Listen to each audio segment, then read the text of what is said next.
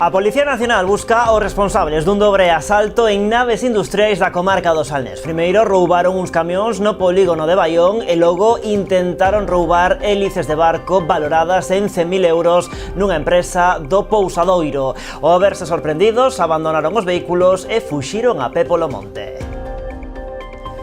Que tal, saúdos? A Policía mantén aberta unha investigación. De contado, ampliamos, antes imos con outras novas do día.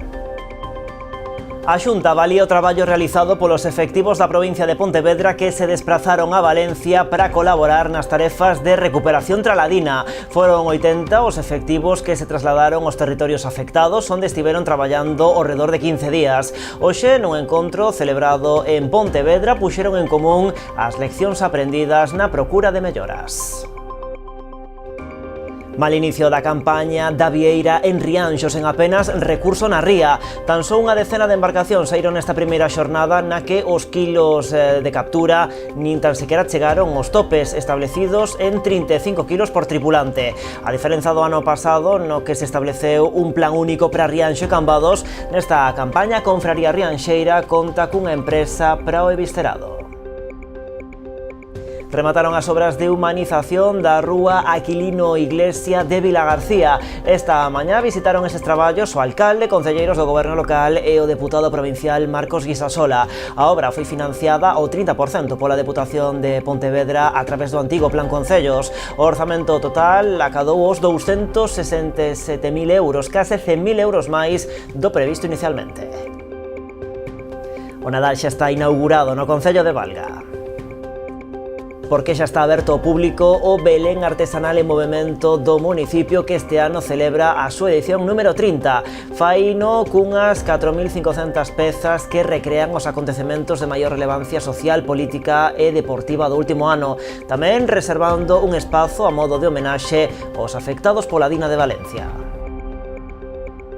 E onde tamén chegou o Nadal e a Pobra, esta fin de semana acendeuse o alumeado destas festas nun acto que tamén incluíu unha chocolatada. Aproveitouse tamén para realizar a inauguración do Belén municipal que volve estar localizado na Praza do Emigrante. Son algúns dos asuntos que imos tratar de contado aquí nas Novas do Día en Canal Rías Baixas. Comezamos.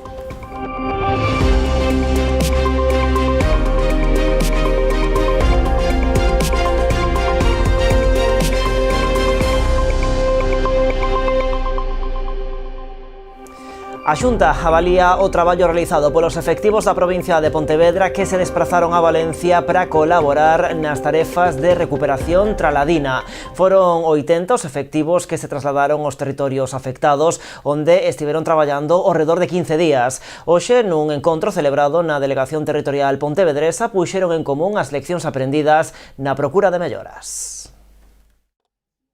80 efectivos de 18 grupos operativos da provincia de Pontevedra desprazáronse a Valencia no mes de novembro. Durante 15 días colaboraron nas tarefas de recuperación dos danos provocados polo paso da Dina. Hoxe a Xunta recoñeceu o seu traballo. Ten unha parte gratificante no sentido de que ves que podes axudar e tamén unha parte dura porque foron moitos días ali, como decía o delegado, casi 15 días, nos que ves, por un lado, o mellor do que é a parte humana na colaboración, na axuda entre veciños, pero, persoalmente, é un desgaste tamén importante. O Consorcio de Bombeiros de Pontevedra, os Bombeiros de Pontevedra, os Servizos Municipais de Protección Civil de Cambados e de Vilagarcía e as agrupacións de voluntarios de Protección Civil de Moraña, Cuntis e Portas, de Valga e de Caldas de Reis son algúns dos grupos que enviaron efectivos a Valencia.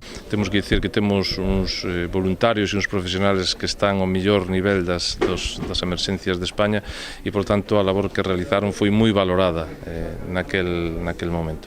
E, por tanto, é o que imos a facer, darlle as gracias por todo ese traballo e por toda esa dedicación que tuveron. No marco do encontro, os participantes puxeron en común as vivencias e retos que atoparon durante o seu labor co obxectivo de perfeccionar futuras respostas. Da crónica política, o PSDG presenta unha batería de emendas aos orzamentos da Xunta para 2025 centradas na Illa de Arousa. Son en total 6 propostas arredor de servizos sociais ou infraestructuras. Entre elas salientan varias vellas demandas do municipio insular, como a construción dun centro de día, un aparcadoiro no Paseo do Cantiño ou fondos para edar.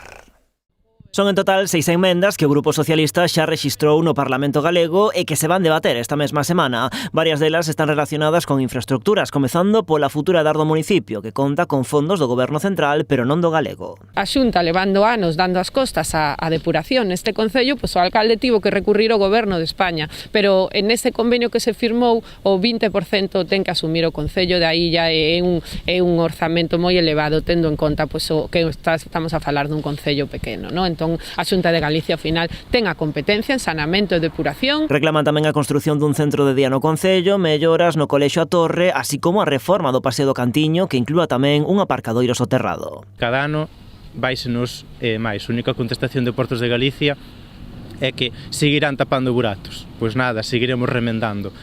Xa se lle pasou no ano 2010 un proxecto, volveuse a volver a enviar, xa eu como alcalde, volveuse a reenviar outra vez o proxecto dun parque soterrado. É viable? Sí, se se pode en outros concellos, que non vou nombrar, que todo o mundo sabe perfectamente de que concello estou falando, na Illa de Arousa tamén se pode.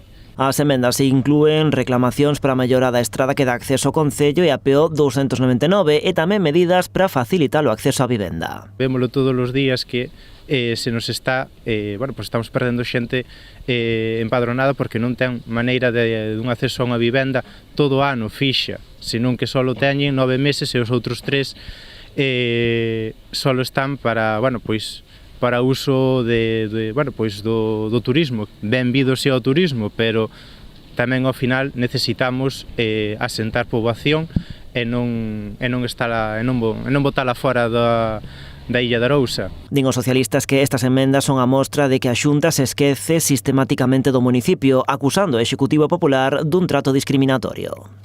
Isto é Galicia tamén, o puente que temos non nos leva a Asturias ou a calquera outra comunidade autónoma, sino que isto sigue sendo Galicia, e o que pido, non pido máis do que outros concellos de outros partidos piden, sino que pido equidade. Ese é o que se lle pide con estas emendas. E o PP de Pontevedra reclama a apertura e posta en valor dos xardíns da UNED. A formación recordou que existe un convenio de cesión entre a Universidade e o Concello asinado en outubro de 2021. Segundo o acordado, a zona verde quedaría aberta ao público. A cambio, o goberno local asumiría o mantemento dos case 18.600 metros cadrados, algo que apuntan os populares non están a facer. Constatar el estado de dejadez y abandono en el que están los jardines.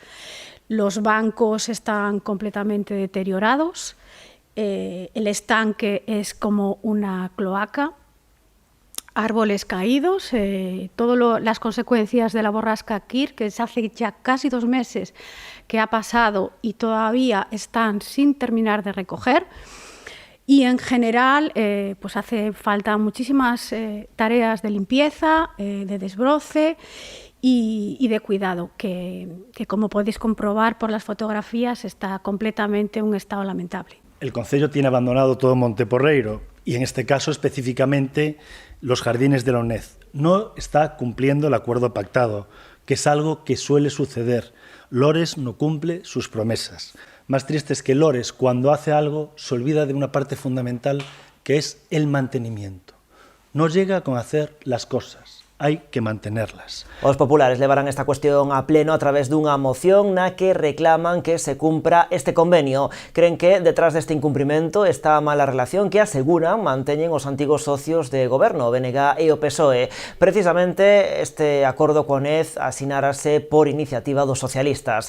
A moción do PP demanda tamén que o goberno local cumpra o compromiso anunciado no 2021 en relación ao investimento de 150.000 euros nun proxecto de mellora paisaxística desta zona verde. Viámoslo en titulares, mal inicio da campaña da Vieira en Rianxo sen apenas recurso na ría. Tan só unha decena de embarcacións saíron nesta primeira xornada na que os kilos de captura nin tan sequera se achegaron ao tope, que está fixado en 35 kilos por tripulante.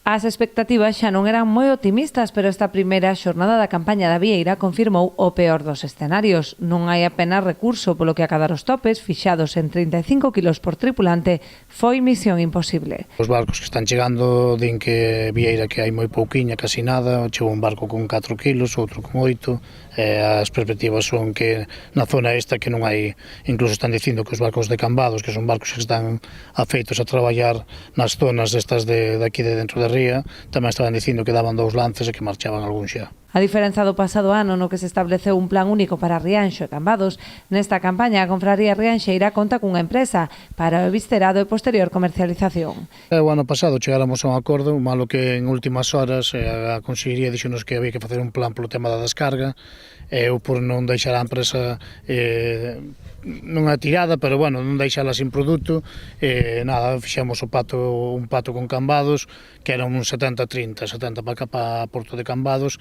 30 para a empresa. A empresa aceptou e fixemos un plan único xa. Este ano a idea non é romper, como se está escoitando o sector, senón que é darlle opción aos barcos de Rianxo que queiran descargar aquí, que poidan descargar aquí. Esa era a intención solo. Vamos aos mesmos kilos, as mesmas zonas de traballo, vanse traballar igual e todo, pero bueno, estamos vendo que o principal que é o produto non hai. A pesar do prezo establecido de 6,25 euros por kilo, a escaseza de recurso non fai rendible a actividade, polo que algunhas embarcacións poderían optar xa por cambiar o voo de vara, onde as capturas de volandeira deixan maiores ingresos. Non é rendible porque non cubre os gastos que ten o barco, e moitos barcos prefieren cambiar outro vez para o voo. A volandeira estaban acollendo, así ao largo do día estaban acollendo, co precio que tiña facían un sueldo, non é que fagan moito, pero un sueldiño facíano ben.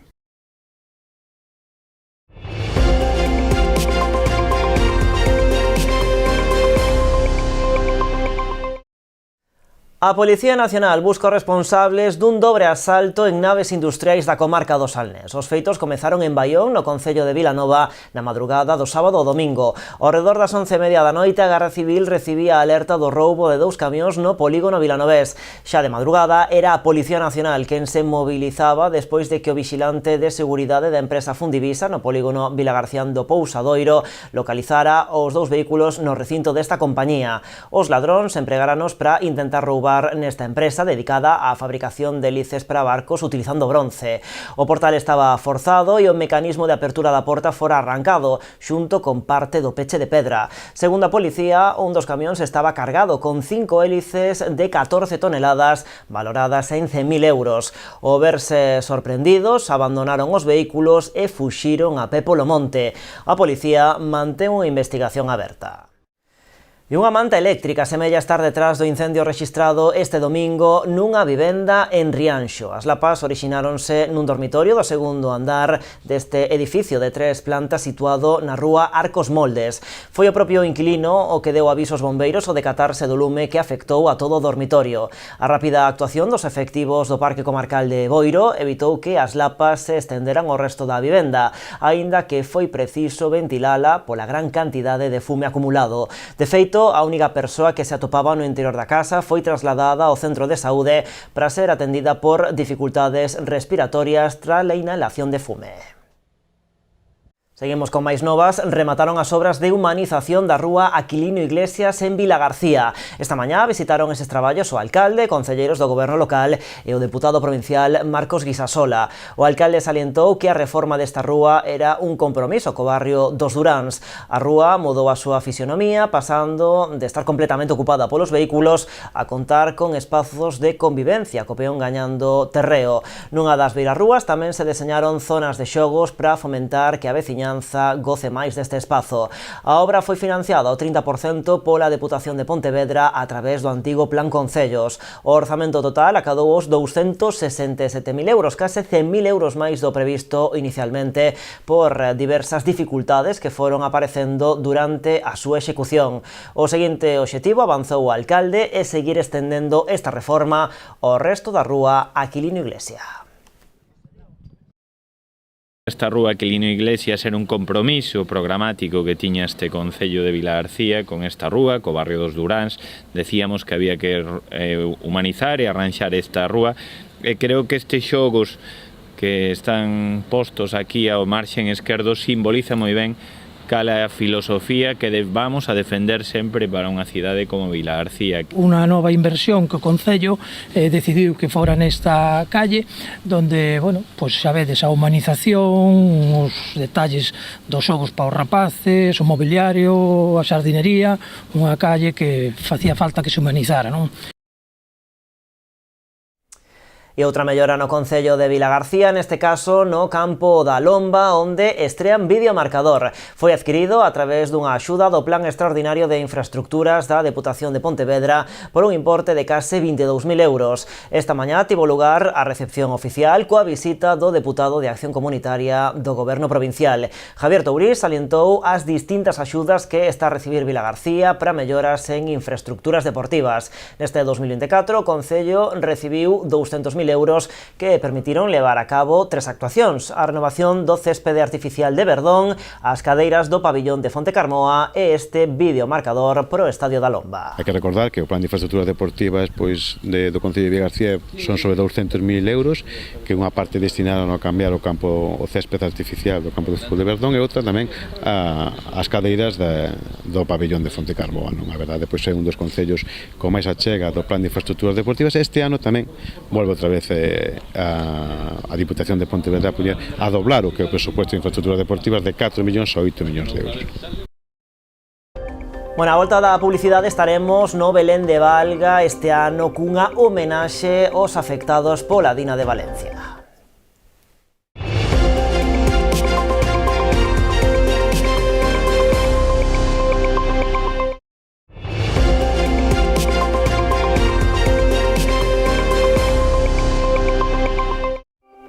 Aquí estamos nas novas en Canal Rías Baixas. O Concello de Lousame aprobou por unanimidade a exención do 95% do IBI para as instalacións agrogandeiras do sector primario. Esta medida, acordada por todos os grupos da corporación, beneficiará a 7 explotacións gandeiras situadas no municipio. O acordo saiu adiante na última sesión ordinaria de novembro, na que tamén se aprobou por unanimidade unha declaración institucional contra a violencia de xénero. Neste pleno tamén tomou posesión da súa acta o novo voceiro socialista, Juan José Pregocés, en sustitución de Ana María Domínguez.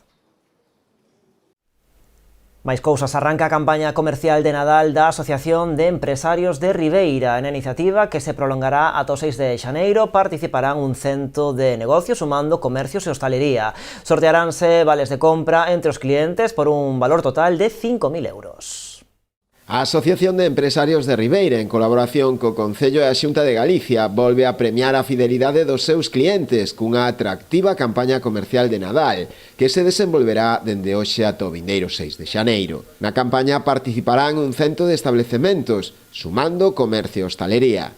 Sortearánse uns 5.000 euros distribuídos nun total de 51 premios en vales de compra, dende os 10 aos 300 euros. Unha campaña que ano tras ano está sendo unha campaña moi favorecedora para o sector comercial, no cual, bueno, a día de hoxe temos a casi 100 anotados para a participación. Entonces, bueno, pues desde a asociación estamos encantados, e agradecemos tanto ao Concello, á Xunta de Galicia, a implicación que teñen con nós para poder desarrollar esta campaña, non?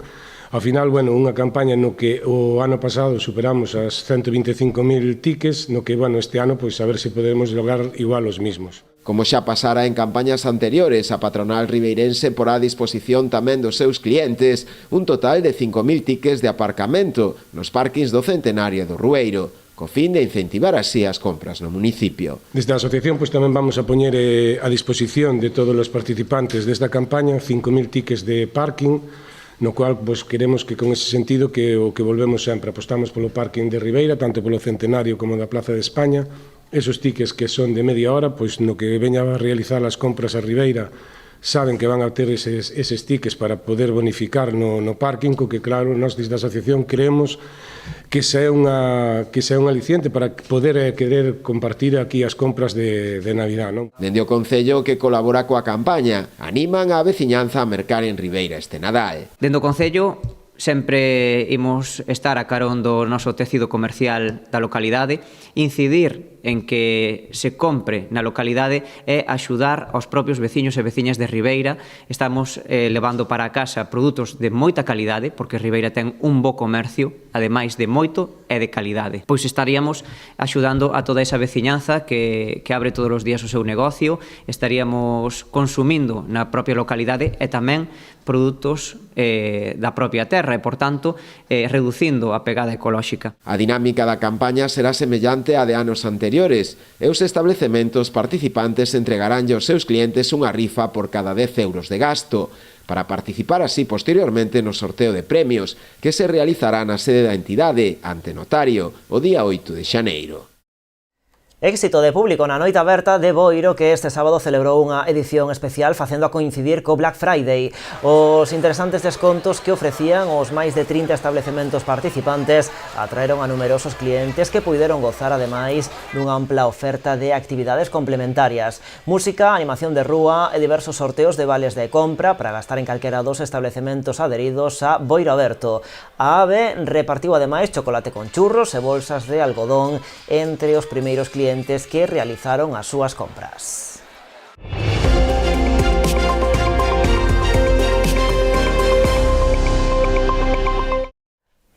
Culturgal despediuse onte deixando bo sabor de boca. Preto de 13.000 persoas pasaron pola Feira das Industrias Culturais de Galicia que se celebrou durante toda a fin de semana no Pazo da Cultura de Pontevedra. Unha cita na que as diferentes disciplinas, dende a literatura ata a cultura digital, pasando pola arte, a música, a ilustración, o teatro ou o cinema, compartiron protagonismo.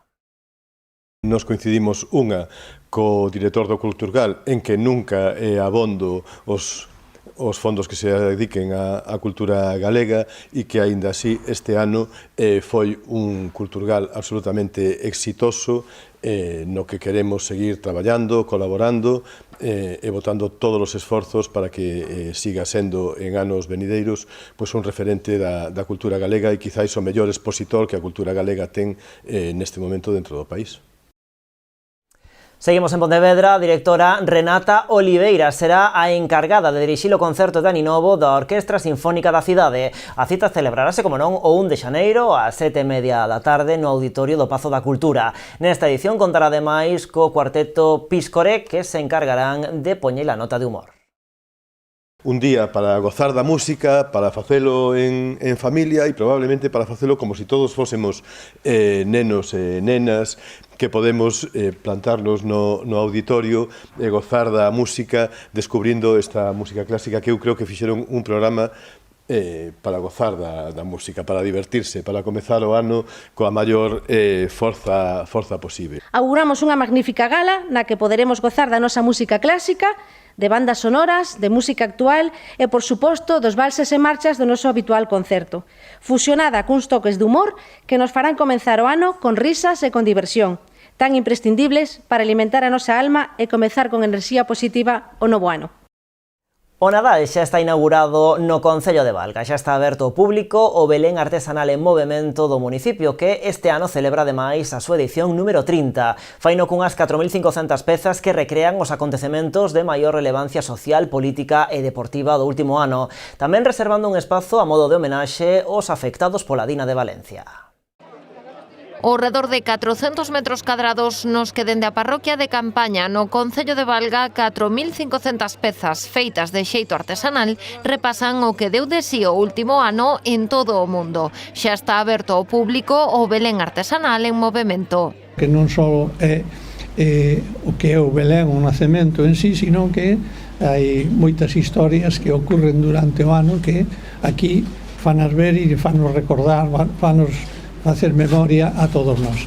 Unha hora moi importante para nós, non sei, é o principio de unha actividade que esperemos que vos guste. Despois agradecer tamén a todos os que colaboran con nós, porque, bueno, tal como está todo isto, se non temos colaboración, unha asociación non pode, por suposto, facer nada, se non é o traballo, sí que hai traballadores e temos ganas de traballar, pero se non hai pois cartos, pois non podemos. Declarado de interese turístico de Galicia, este particular nacemento celebra o seu 30º aniversario. Como novidade, este ano incorpora o recordo da Eurocopa con Lamine Yamal e Nico Williams, os Xogos Olímpicos de París cos medallistas españois ou o regreso de Puigdemont na España. Pero quizáis o espazo máis especial deste Belén é o reservado a homenaxes afectados pola Dina de Valencia.